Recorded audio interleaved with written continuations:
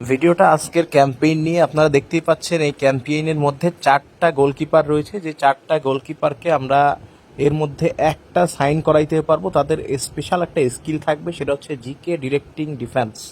অর্থাৎ আপনার ডিফেন্সকে আপনার গোলকিপার কন্ট্রোল করবে, আপনার গোলকিপারের কথা মতো, আপনার গোলকিপারের নির্দেশ অনুযায়ী আপনার ডিফেন্ডিংয়ে অংশ নেবে। এতে করে কি হবে, আপনার ডিফেন্স অবশ্যই ভালো কিছু করতে পারবে, বা গোলকিপার যেহেতু নিজে গোল পোস্টে দাঁড়িয়ে দেখতে পারতেছে কোন দিকে কোন প্লেয়ার থাকলে বা কিভাবে ডিফেন্ড করলে ভালো ডিফেন্ডিং করা পসিবল, তো এই নির্দেশনা মোতাবেক কিন্তু আপনার ডিফেন্ডাররা কাজ করবে।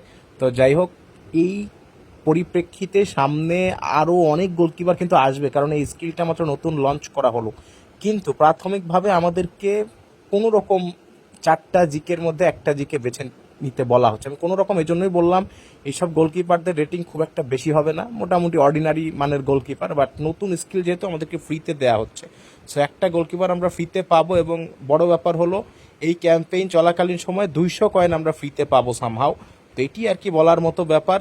এই খবরটা জানানোর জন্য আবার নতুন করে আপনাদেরকে ভিডিও বানালাম। একটা গোলকিপার ফ্রিতে সাইন করা যাবে, 200 কয়েন পাওয়া যাবে, এটি হচ্ছে অ্যানাউন্সমেন্ট।